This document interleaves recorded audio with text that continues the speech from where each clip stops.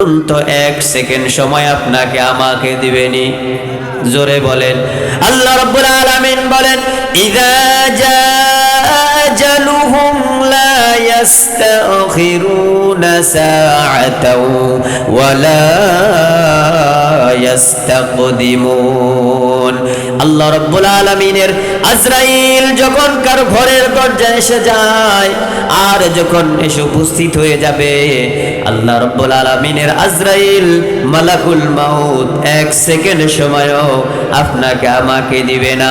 শুধু তাই নয়, এমন এক মৃত্যু, এই মৃত্যুর হাত থেকে কেউ পলায়ন করা সম্ভব হবে না, এই মৃত্যুর হাত থেকে বাঁচতে কেউ পারবে না। ওয়ালাউ কুনতুম ফি বুরুজিম মুশাইয়াদা, মৃত্যু তুমি যেখানে থাকো না কেন, তুমি যদি মাটির নিচেও থাকো আর যদি 20 তলা 10 তলা 50 তলা ভবনের উপরেও থাকো, ওই জায়গায় আজরাইল যাওয়ার ক্ষমতা আছে না নাই? এই জন্য মৃত্যুর হাত থেকে বাঁচার কারো শক্তি আসেনি বলেন। এই জন্য মৃত্যুর থেকে সবসময় প্রস্তুতি গ্রহণ করার দরকার আছে না না? তাহলে প্রশ্ন কয়টা? 4টা প্রশ্নের জবাব কোন ভাই দিতে পারে নাই। সুলাইমান আলাইহিস সালাম এই 4টা প্রশ্নের জবাব দিয়া দিলেন, আর আল্লাহ রাব্বুল আলামিনের দেওয়া এই 4টা প্রশ্নের জবাব আল্লাহ রাব্বুল আলামিন দাউদ পয়গম্বরকে অপর পিঠে প্রশ্নের উত্তর দিয়া দিছে। দাউদ পয়গম্বর কাগজ উল্টায়া দেখে যে প্রশ্ন, যে উত্তর সুলাইমান দিয়েছেন, প্রত্যেকটা উত্তর কাগজের অপর পিঠে আল্লাহ লিখে দিয়েছেন। সুবহানাল্লাহ। 4টা প্রশ্নের জবাব সুলাইমান আলাইহিস সালামকে করেছেন, তিনি দিয়েছেন। দাউদ আলাইহিস সালাম সুলাইমান আলাইহিস সালামকে বাদশাহী দান করেছেন। সুবহানাল্লাহ। বাদশাহী দান করেছেন তার বাবা, আর তাকে রাজত্ব বাদশা দেওয়ার পরে আল্লাহ রাব্বুল আলামিন তাকে নবুয়তিও দান করে দিয়েছেন। সুবহানাল্লাহ। সুলাইমান আলাইহিস সালাম যে পিপিলিকার ঘটনা, সুলাইমান পয়গম্বরকে আল্লাহ রাব্বুল আলামিন রাজত্ব তো দিয়েছেন, যেই ক্ষমতা তার বাবাকে যেই ইলম দিয়েছেন, ঠিক তদ্রূপ ভাবে সেই ইলম সুলাইমান পয়গম্বরকেও আল্লাহ দিয়েছেন। তাকে মানুষের ভাষা বুঝান, জিনদের ভাষা বুঝান, পাখিদের ভাষা বুঝান। আল্লাহ রাব্বুল আলামিন সকল সৃষ্টি জগতের ভাষাগুলা আল্লাহ তাকে দিয়ে দিয়েছেন। এভাবেই পাক পাখালিরা, পিপিলিকা, মৌমাছিরা, আল্লাহ যা কিছু সৃষ্টি করেছেন সকল মাখলুকের ভাষা বুঝার ক্ষমতা আল্লাহ সুলাইমানকে দিয়ে দিয়েছেন। কেমন রাজত্ব সুলাইমান আলাইহিস সালামকে দিয়েছেন? এমন এক রাজত্ব সুলাইমান আলাইহিস সালামের ছিল যেটা মুফাসসিরিনে কেরাম বলেন 27 মাইল এরিয়া বিশিষ্ট একটা সিংহাসন সুলাইমান আলাইহিস সালামের রয়েছে। সুবহানাল্লাহ। কত মাইল এরিয়া বিশিষ্ট? 27 মাইল এরিয়া বিশিষ্ট। এটার ভিতরে তার মন্ত্রী, এমপি, পরিষদ তারা এভাবে রাজ সিংহাসনে সিরিয়াল ভাবে সারিবদ্ধভাবে, প্রথমত ইনসান, জিন, তারপরে দেবদূত দানব, এবং মাথার উপরে, তার মাথার উপরে ছায়া দেওয়ার জন্য পাখিকুলকে, পাখিদেরকে তার অনুগত করে দিয়েছেন। সুবহানাল্লাহ। এমন এক রাজত্ব সিংহাসন, এমন এক বিমান সুলাইমান পয়গম্বরকে আল্লাহ রাব্বুল আলামিন দান করলেন, যেই 27 মাইল এরিয়া বিশিষ্ট তার সিংহাসন। সুলাইমান আলাইহিস সালাম যদি কোথাও সফরে যাইতেন, কোথাও রওনা করতেন, এই 27 মাইল এরিয়া বিশিষ্ট যেই বিমান, যে জাহাজ এরিয়া ছিল, বাতাসকে শুধু বলতেন, বাতাস আমার অমুক জায়গায় মিটিং আছে, আমি অমুক এলাকা যাব, অমুক এলাকা পরিদর্শনে যাব। বাতাসকে বলতেন, সঙ্গে সঙ্গে বাতাস এই 27 মাইল এরিয়া বিশিষ্ট সিংহাসন বাতাসের ন্যায় উড়ে উড়ে চলে যেত। এমন এক সিংহাসন সুলাইমান পয়গম্বরকে আল্লাহ রাব্বুল আলামিন দিয়েছেন, যেটার কোনো ইঞ্জিন ছিল না, যেটার কোনো মেশিন ছিল না, যেটা চলার জন্য কোনো তেল ব্যবহার হতো না। এই জন্য কবি বলেন, বিনা কলে হাওয়ায় চলে তখ্তে সুলাইমান, মোরা সেই মুসলমান, মোরা সেই মুসলমান। আল্লাহু আকবার বলেন। সুলাইমান আলাইহিস সালাম এই 27 মাইল এরিয়া বিশিষ্ট কাফেলা নিয়ে, এই সিংহাসন নিয়ে তিনি রওনা করলেন। এক জায়গা থেকে অন্য জায়গা, অন্য রাজ্যে যাবেন। এই 27 মাইল এরিয়া বিশিষ্ট সেনাবাহিনী সহ ক্যাবিনেট মন্ত্রী পরিষদ নিয়ে রওনা করছেন। তিনি চলতে চলতে মাঠ ঘাট খাল বিল নদী নালা পাড়ি দিয়ে পাহাড়ের জঙ্গলের কিনারায় যখন গেলেন, পাহাড়ের কিনারায় গিয়া যখন পাহাড়ের জঙ্গলে ওই জায়গায় গেলেন, আর ঠিক ওই মুহূর্তে তিনি নামাজের ওয়াক্ত হয়ে গেল। তিনি বিশ্রাম নেবেন। বাতাসকে বললেন, ও বাতাস, আমার এই সিংহাসনকে এই মুহূর্তে এই জায়গায় ল্যান্ড করাও, এখানে রাখো, এখানে অফ করাইয়া দাও, আমি এই জায়গায় একটু বিশ্রাম নেব। সিংহাসন যখন ওই জায়গায় ল্যান্ড করবেন, ওই জায়গায় নেবেন, এই দুই পাহাড়ের পদদেশে আল্লাহ রাব্বুল আলামিনের সৃষ্টি বিশাল বড় পিঁপড়ার এক বাহিনী আছে। সুবহানাল্লাহ।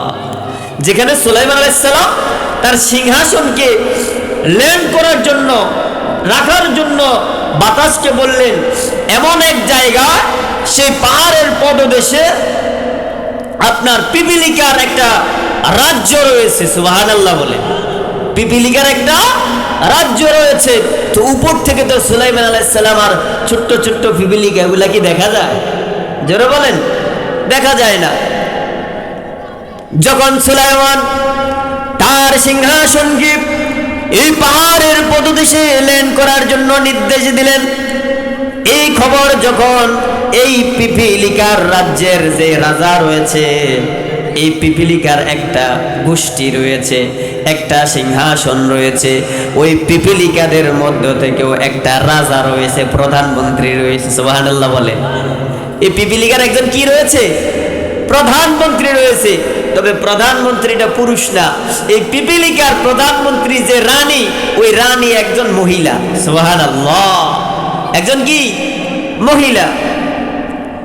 এই পিপিলিকার সর্দার রানী যখন দেখলেন সুলাইমান পয়গম্বরের সিংহাসন পাহাড়ের উপরে রাখবেন, আর ওই রানী তার পিপিলিকা রাজ্যের সমস্ত পিঁপড়া বাহিনীকে ডাক দিয়া বলতেছেন, ও আমার বাহিনীরা, আমার জনগণেরা, শোনো শোনো, সুলাইমান এই জায়গায় ল্যান্ড করবে, তার সিংহাসন এই জায়গায় রাখবে, তোমরা দ্রুত নিরাপদ স্থানে চলে যাও, প্রত্যেকে গর্তের মধ্যে চলে যাও।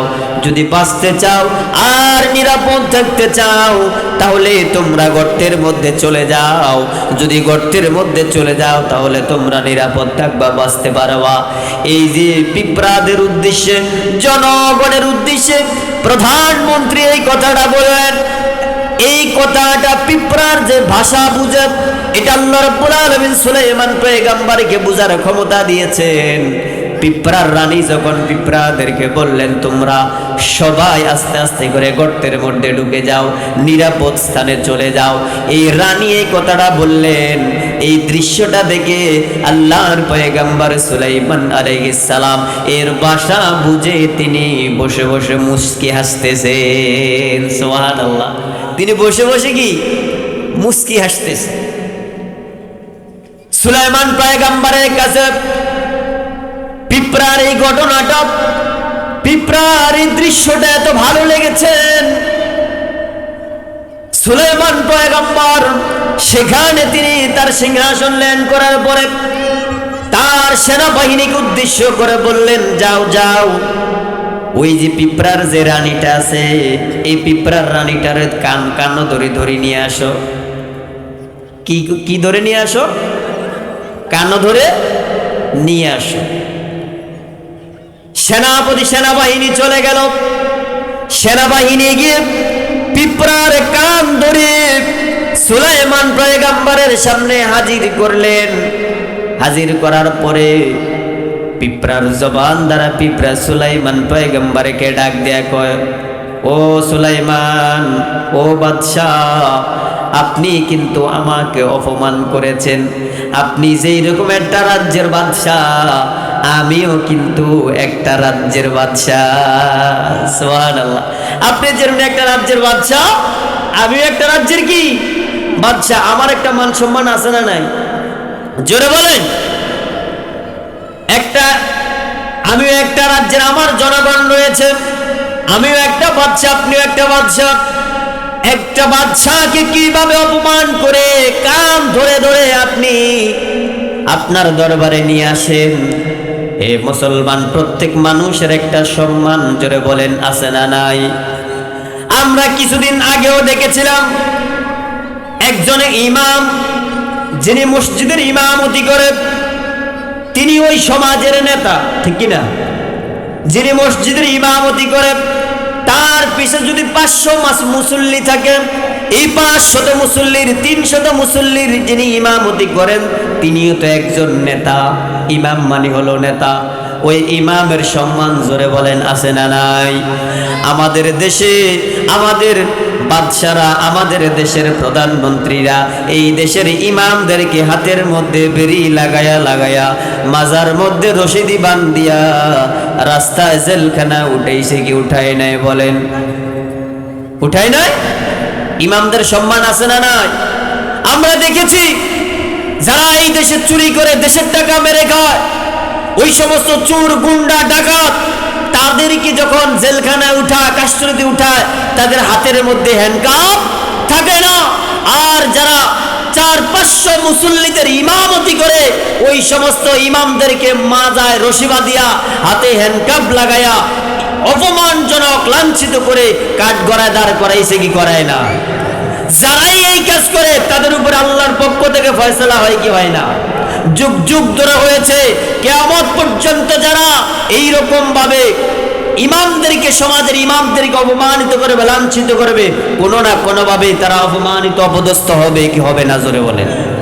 পিঁপড়াকে যখন কান ধরে সুলাইমান পয়গম্বরের সামনে দাঁড় করে দিল, সুলাইমান আলাইহিস সালাম পিঁপড়াকে হাতির তালুর মধ্যে নিয়া পিঁপড়াকে বলে, ও পিঁপড়া, তোমার এই কাজটা আমার কাছে খুব ভালো লেগেছে, তোমার কার্যক্রমটা আমার কাছে খুব ভালো লেগেছে। ও পিঁপড়া শোনো, যখন আমার এই সিংহাসনটা এই জায়গায় ল্যান্ড করানোর জন্য বলেছি, এই জায়গায় বিশ্রাম নেওয়ার জন্য যখন বলেছি, আমি দেখলাম তুমি তোমার পিপিলিকার রাজ্যের পিপিলিকার বাহিনীদেরকে, তোমার পিঁপড়া বাহিনীদেরকে তুমি সবাইকে গর্তের মধ্যে ঢুকাইলাম। কিন্তু তুমি তো রানী, প্রধানমন্ত্রী, ইচ্ছা করলে তো তুমি সবার আগে গর্তে ঢুকতে পারতাম, ঠিক কি না? ইচ্ছা করলে তুমি তোমার জনগণকে ছেড়ে দিয়া, তুমি চাইলে তুমি সবার আগে গর্তে প্রবেশ করতে পারতা, নিরাপদ জায়গায় যেতে পারতা। কিন্তু আমি দেখলাম তুমি তোমার জনগণকে আগে সেভ করাইছো, আগে গর্তের মধ্যে ঢুকলা, তারপরে তুমি পিছন থেকে তুমি পরে গর্তের মধ্যে ঢুকলা। পিঁপড়া জবান দ্বারা সুলাইমান পয়গম্বরকে ডাক দেওয়া বলে, ও বাদশা শোনেন, আমাকে এই রাজ্যের পিঁপড়াগুলা, আমার যে জনগণ রয়েছে, এই জনগণ আমাকে প্রধানমন্ত্রীর দায়িত্ব দিয়েছে, আমাকে রাজা বানিয়েছে, বাদশা বানিয়েছে। সুতরাং আমার এই যতগুলা জনগণ রয়েছে, আমার যতগুলা পিঁপড়া জনগণ রয়েছে, এই সমস্ত জনগণগুলাকে নিরাপদ আশ্রয় জায়গা, এদেরকে আশ্রয় দেওয়া, এদেরকে হেফাজত করার দায়িত্ব আমার উপরে। বলে সুবহানাল্লাহ। একটা পিঁপড়া তার বিপদের, রাজ্যের বিপদের সময় জনগণকে রাইখা আগে নিরাপদে যায় নাই। কিন্তু আমরা এও দেখেছি আমাদের দেশের প্রধানরা যখন বিপদ শুরু হয়, তখন জনগণের রাইখা সবার আগে বিমানে চড়ে, আসে না নাই? কি বলেন? জনগণের যখন বিপদ শুরু হয়, তখন জনগণের রাইখা আগে তিনি বিমানের টিকিট কাটে, ঠিক কিনা? ওই রকম নেতার লগে আছেন আপনারা, যেই নেতা বিপদের সময় আমাদের পাশে থাকবে, আমাদের খোঁজখবর নিবে, আমরা তার সাথে আছি, ঠিক কিনা বলেন? থাকবেন তো আপনারা ওই নেতার সাথে? থাকিন ওই নেতার সাথে, বিপদের সময় তারাই থাকবে। কিন্তু যারা মার শুরু হয়, নেতা স্লোগান দিয়া ধর অফিস থেকে যা 4তলা ভবনের ভিতরে এসি রুমের মধ্যে বসে থাকে, আর পাবলিক জনগণ যারা আছে রাস্তায় একজন একজনের কুচে আছে না নাই? দেখেন না আপনারা? বর্তমান চিত্র দেখে বুঝতে পারছেন নি? কথা বলেন না কেন? 24শে জুলাই আগস্টে দেশের ভিতরে যে 24শে জুলাই আগস্ট হয়েছে, এই 24শে জুলাই আগস্টে তালাশ করলে যে 2000-এর মতো এই দেশের জনগণ মরেছে, তালাশ করলে একটাও কোনো নেতার ছেলে নাই, ঠিক কিনা বলেন? যতগুলা মানুষ মারা গেছে একটাও কোনো এই দেশের বড় কোনো নেতার ছেলে নাই। নেতার ছেলেরা সবগুলা কোথায় লেখাপড়া করে? বিদেশে। কোথায়? বিদেশে লেখাপড়া করে। আর আমরা সাধারণ জনগণ নেতার পিছে স্লোগান দিয়া অমুক নেতা তমুক নেতা, অমুক নেতার চরিত্র ফুলের মতো পবিত্র, স্লোগান দিয়া আমরা মাইর করি, একজন একজনকে মারি, একটাও নেতার ছেলে নাই। কথা বলেন ঠিক কিনা? প্রিয় হাজরিন, তাহলে বুঝাইতে চাইছিলাম এই কথাটা, একটা পিঁপড়াও তার বিপদের সময় তার জনগণকে ছেড়ে যায় নাই। ঠিক পিঁপড়ার যে কথাটা আল্লাহ রাব্বুল আলামিন এত ভালো লেগেছেন, যেই কথাটাকে আল্লাহ পবিত্র কোরআনে পিঁপড়ার নামে একটা সূরা নাজিল করে দিয়েছেন। আল্লাহ তাআলা আমাদের সকলকে এই ঘটনা থেকে শিক্ষা নেওয়ার তৌফিক দান করে বলে আমিন। যতটুকু আলোচনা করেছি আল্লাহ তাআলা আমল করার